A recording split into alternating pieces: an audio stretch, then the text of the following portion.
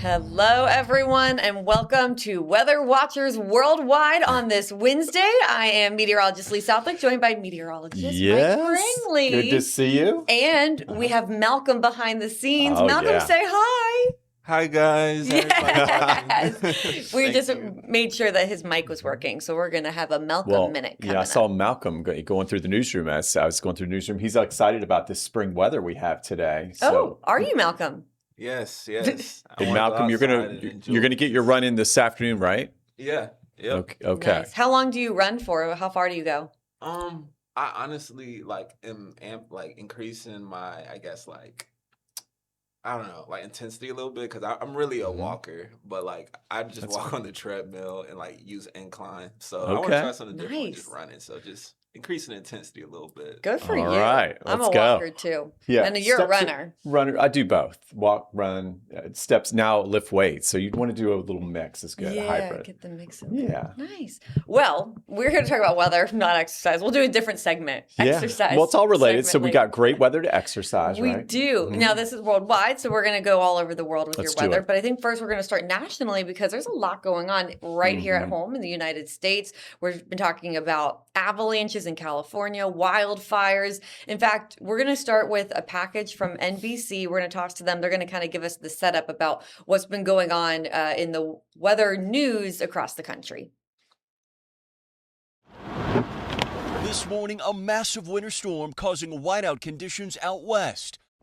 An urgent search and rescue operation underway in the Sierra after a terrifying avalanche buried multiple backcountry skiers. Reported as 9 to 10 people buried, 3 others attempting to dig them out.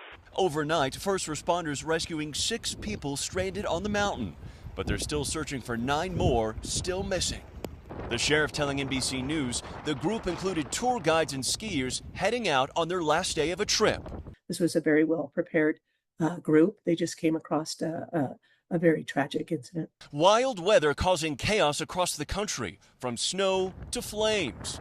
In Oklahoma, raging wildfires forcing thousands to evacuate their homes. Emergency crews working round the clock to put out the fires that have already burned more than 15,000 acres. The flames also closing roads, racing across state lines.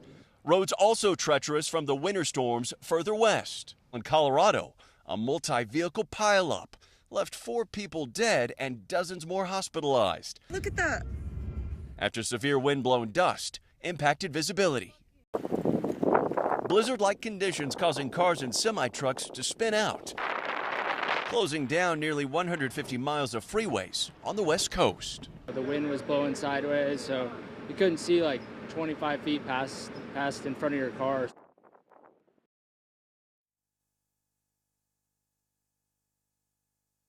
Weather we've been having. Yeah, although I do love snow. I was seeing those snowbanks, 8 feet or more of snow. Imagine that out in the Sierra Nevada. So folks can just literally jump out their window, and you're shoveling upwards, not down. That is just so think true. about that. Oh my gosh, yeah. And then to talk more about, speaking of snow, that avalanche out there. Yes, we do have some more footage of the search and rescue going on right now too. And so this avalanche, it was in the Castle Peak area, so it's near a place called Truckee.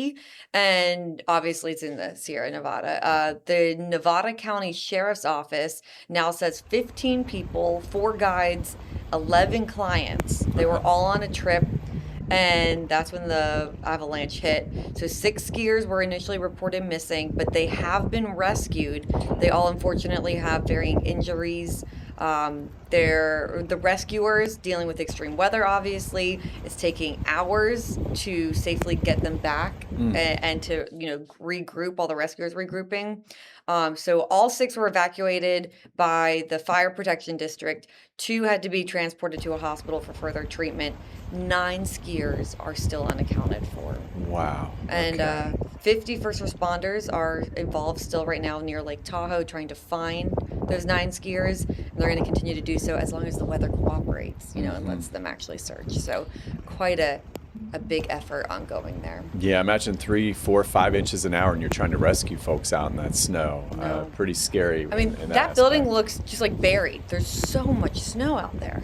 Yeah, there is. Good for their watershed, but unfortunately not good for our skiers there. So hopefully we'll we'll find them and they'll be okay. Yeah. And then on the opposite end, so now if we talk about dry conditions, we also have video from the Oklahoma fire. So if we take a look at that, these, fires all across the country, including right here at home, but in Oklahoma, same story there. It's warm, it's dry, it's windy. And so in Beaver County, which is near the base of the Panhandle in Oklahoma, there was this massive blaze. It burned 15,000 acres.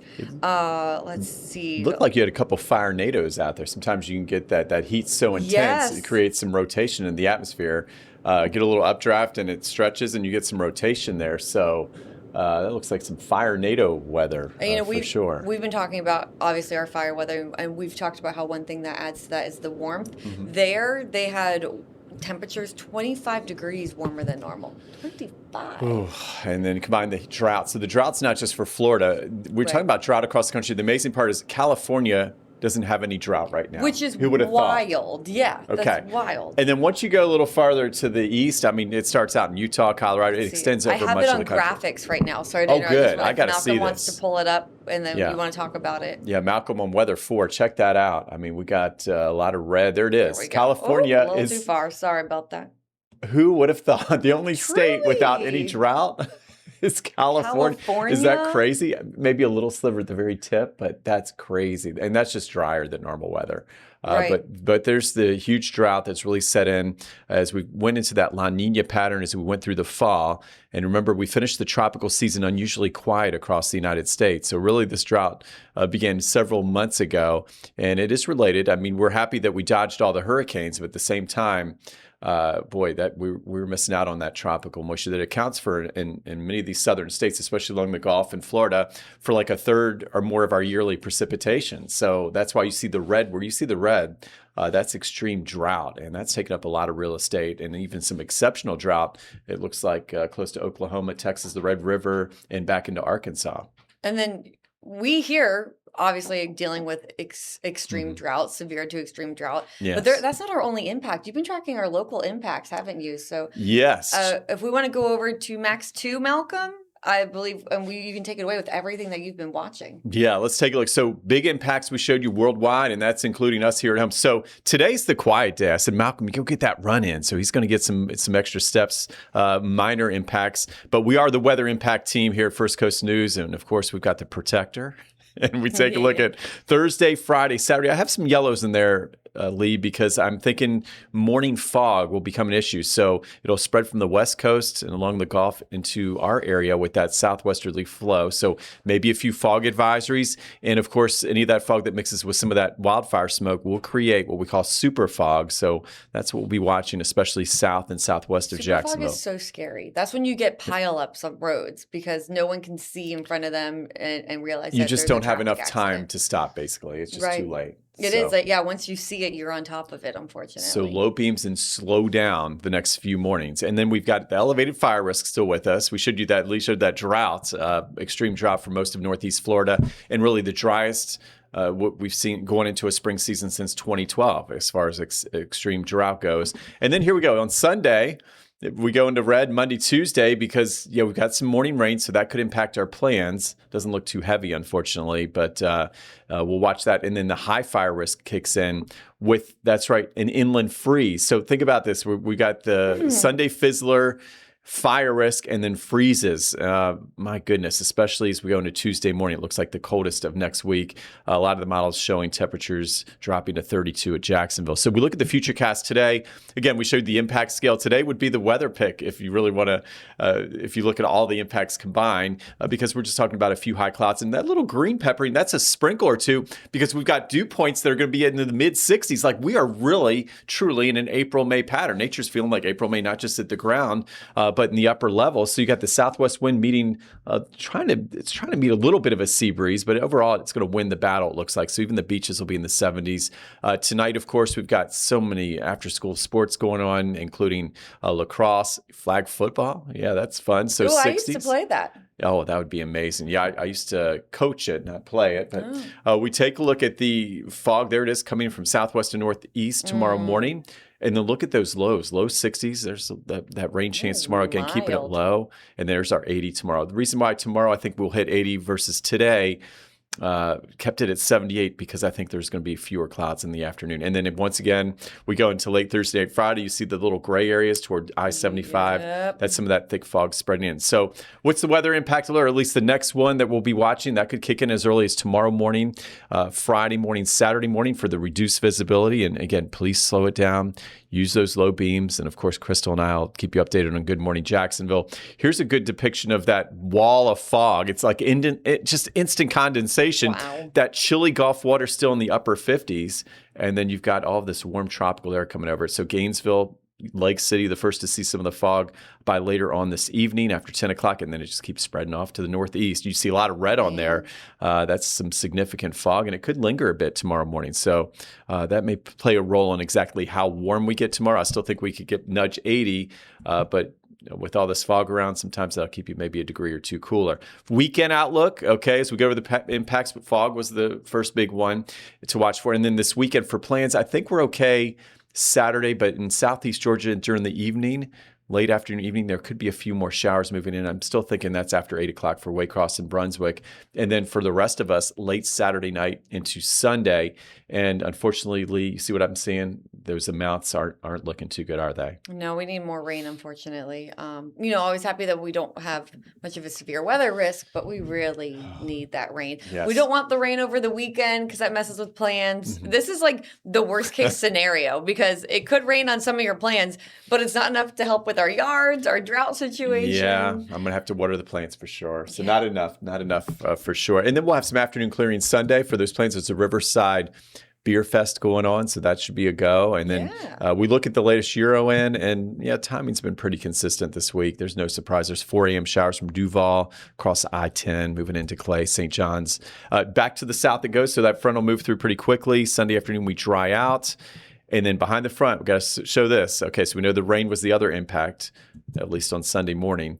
To the north, there could be a big snow breaking out. So for my relatives, I got family up in the Northeast, in Maryland.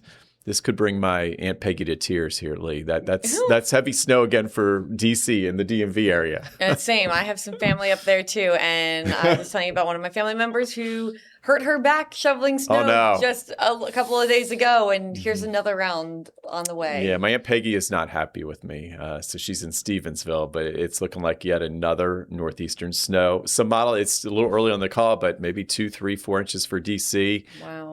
Up to New York, maybe they would be the jackpot where it's all snow, longer for maybe 5, 6 to 8 inches of snow. So they just had snow over the weekend too. They did. There's a good bit of snow right now in New York City. It's been an amazing winter up there. And did you see what we see here? We see wind, see the isobars behind it and that north flow. All right. And we got snow as far south as the Carolina Mountains. So oh boy. Here come the dew points. All right. So the other weather impact I showed you was the fire risk. So we're watching the dryer in Oklahoma City where we showed you those fires here earlier, and then 55. So we're 61. So we're okay. The next few days, we're more of an elevated fire risk, but nothing terribly high or critical. But notice I've got the graph changing all that by Sunday, Monday, Tuesday, because that lighter shaded area is all that bone dry air behind the front. So the dew points drop into the 20s, all the way into Duval, even some teens as we head into Monday. So one of the reasons forecasting more frost and freezes, your temperatures a lot of times like dropping close to the dew point. We're not going to be that cold, but it's given me confidence that the air's dry enough and cold enough that we will see some more frost and freezes by Tuesday. But the big thing on this graphic is that fire risk going back in the critical range as we head into late weekend and next week, Lee. Yeah, as we dry out. Do you have a temperature map as well, just to kind of show, or 7 or 10 day? I do. Let's take a look at the long great range. minds think alike. Alike and a lot. Alike. We think alike here. I was just thinking, so I have the 7 and 10 day, and as you look at this, it's just wild. Like something for everybody. Record heat possible on Friday and Saturday, like likely on Saturday to at least tie that record, which is 86 both Friday and Saturday. Yeah. And then the rain comes through and we're talking freezing temperatures by Tuesday morning.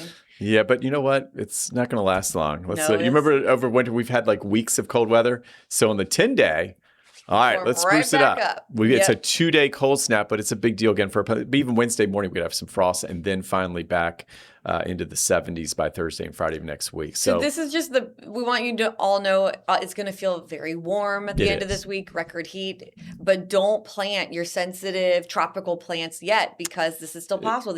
They're literally snaps, called snap, because it's such a short amount of time, but especially if you're inland, that's that light freeze that's still possible on Tuesday morning. Then we're going to warm up again. So it would just be those inland spots. I would just be careful with your tropical sensitive plants. Some people, you know, bring them inside for winter, put them back out. They're going to love Friday and Saturday's weather, but make sure they're tucked away and cozy Monday into Tuesday. I mean, that's a 54-degree temperature drop, not including wind chills. I mean, that's crazy. 86 to 32. So that's huge. It's like the weather that makes me feel sick. And you are not you do not like cold weather, Lee. I do not. Monday and Tuesday, I know I'm going to be sniffly. But even me, who I like the colder changes, I'm done with it too. Okay. Yeah. Because we had enough cold weather. I've had January into early February. Yeah, I feel I'm getting greedy now. I'm ready for it just to stay warm. But it looks like we usually have to wait until after St. Patrick's Day. And really the rule of thumb, March Madness is like March Madness is what I say. When we get ready for basketball tournament season, that's when our weather is wildest. Because if you look at the record low today, it's 18 for Jacksonville. And the record high is like close to 87, 88. That is so crazy. So this time of year where you can get temperature differences up over 50, 60 degrees in 1 week. That is, and again, that's just what I call sick weather. You know, I did some research. I looked into it back in early January, maybe late December when we were getting some big swings. And there is science behind it does make you cold when this, or get a cold or feel sick when this happens. But mainly because we're kind of like touching our faces more because we get a little runny nose, and then you're like more so putting germs. That reminds me, I have to have my vitamin C weather. Make sure you have your vitamin C. The other thing is we all stay inside when it's cold. So then we're around each other and it's easier to pass germs. We're not going out on our long walks. I don't know, Malcolm, do you go for runs on when it's 32 degrees in the morning and 57 in the afternoon? Absolutely not. Okay, yeah. Really? So usually, me either. I do not. I have an indoor walking pad that I use with weather like that too. So that's why I will be staying inside. Malcolm's staying inside. You know, we're all staying inside more, where it's easier to pass germs. We do. You know, I'm a germaphobe, Lee. So all this talk has me. Sorry, we will move on. In fact, let's take this opportunity to take a quick break, and when we come back, I mean, the closing ceremonies for the Olympics are on Sunday. We're coming up here quickly, so we're going to take a quick look at the forecast, plus also look back at Lavinia, which had some really cold weather. Yeah. So quick break, and then we'll be right back. And maybe a camel picture. Oh. From Dubai. Oh, okay. Awesome. Let's go. The First Coast News weather team has your most accurate forecast with weather impact alerts to warn you about severe weather. Our team is here to help you prepare and keep you safe. The First Coast News weather team is always on your side. Stream extended coverage on First Coast News Plus. This February, the past mingles with the present on Jacksonville's historic East Side. A neighborhood that everyone respected everybody. Birthed from the ashes of the Civil War, Out East remains the city's last 19th century historically black neighborhood. It's beautiful now, but not the way it was when I first came here. Each street paved with pain, persistence, and progress. Mount Olive is still on the block. Vivid Hues, stories of black history, Monday mornings at 6. First Coast News on your side. This month, we're pushing through traffic to follow the money. Transportation is really important. So we make it more affordable. Breaking down the dollars, the dangers, and what's next. We're very excited about this Better Together campaign. On the Move on Good Morning Jacksonville all month long, Tuesdays at 6 a.m. Artificial intelligence isn't coming, it's already here. And it's also a tool, not the answer. Yes. From how we prepare the next generation for work, to how law enforcement balances innovation and public trust. Don't let ChatGPT replace your therapist. Inside our classrooms. Anything you wanted to do, it would do. The revolution will be AI. Will you be ready? Watch Good Morning Jacksonville Thursday mornings at 6 all month long. First Coast News on your side. When you think winter sports, you probably don't think about the Sunshine State. Ocala was the speed skating capital of the world. Hitting the ski slopes right here in Florida. Here's a blast, and on the mountains a blast. Olympic-inspired stories right here in Good Morning Jacksonville every Friday at 6 a.m. On Weather Impact Alert Days, stay informed, prepared, and connected with First Coast News and First Coast News Plus. Coverage that alerts you to what's coming and how it will impact you. Watch extended weather coverage with First Coast News and First Coast News Plus. Alrighty, so Hey there. he is working on getting a camel picture. A camel up. picture, okay. So I'm going to take it over, talk about the Olympics real fast, and then we're going to go to him for this camel picture. Okay. It is worldwide. Weather Watch is worldwide. Dubai, right? Dubai, Okay. yes. So in Milan right now, it is, well, we're actually going to go up to the mountains, but in Milan it is sunny, and what we're mainly focusing on is up north, snow in the mountains. In Cortina, snow is expected again tomorrow, and then it will be drying out Friday, Saturday into Sunday. And some of those spectators up there and the athletes as well ready for the snow to stop, especially in Livigno. So this is video out of Livigno now, where they had a lot of snow. Look at all of that snow. Wow. Okay. Yeah, lots of snow out there. But then it was sunny this morning. And remember, they're 6 hours ahead. So earlier this morning, lots of sunshine. You can see that there all the snow on the ground, but the sunnier skies. So that allowed the freestyle ski and the snowboarding events to resume because they had to pause. So temperatures are now it gets freezing obviously there, but it dropped down to a morning temperature of 10 degrees Fahrenheit earlier this morning in Livigno. Heavy snowfall was on Tuesday, so that led to the delay of Olympic events during the day. So the women's snowboard my goodness, so many S's. The women's snowboard slope style final was delayed. The freestyle skiing aerial competitions were delayed during the day yesterday. Then by the evening, the snow had backed off, so the men's freestyle skiing big air final went on. It only had a slight delay.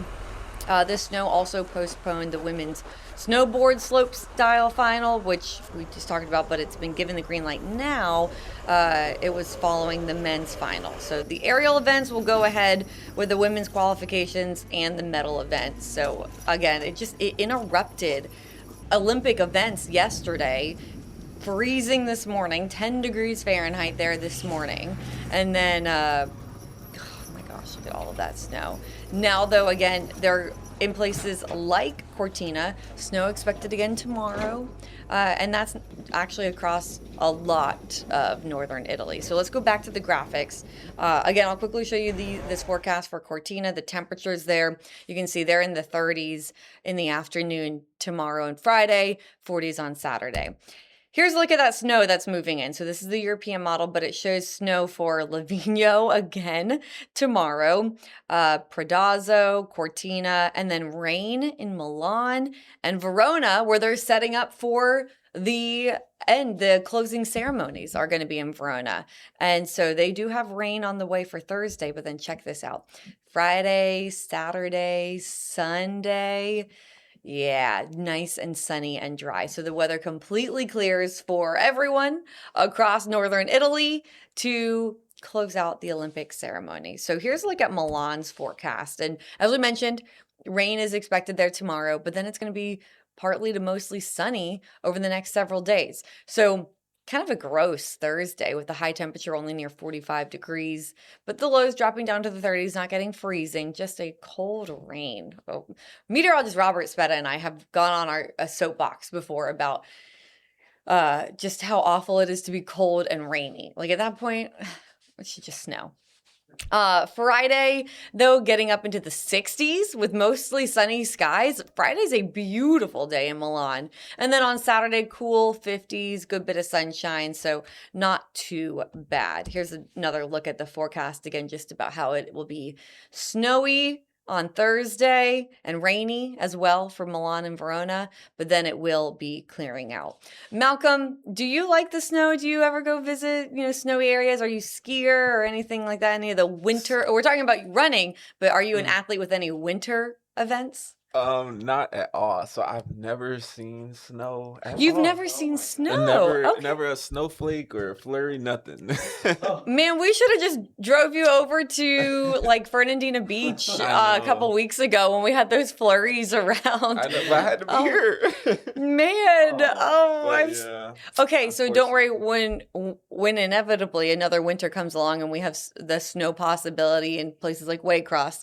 You got to come be our digital producer and director with us on the road. We have to get that done because It's long overdue. It is overdue. We'll do that next year. One we interview, so we have Malcolm. How's it feel to see Yeah, snow? yeah. Tell us about it. All right. Well, speaking of all the snow, it's making me cold. I'm wearing my jacket right now. You have some warm weather pictures. You ready? I'm ready to warm everybody up. Okay. First of all, happy anniversary to my oldest daughter Megan, my son-in-law Chris. Aww. They are in Dubai celebrating, and check out what they just sent us on the streaming show. They watch us a lot from London, and they're on a camel. Wow. Oh my gosh, this just happened. This is breaking news. So of course they're 9 hours ahead of us. So they just sent this in. It's dark there. Of course they're 9 hours ahead. So that's a beautiful camel, isn't he?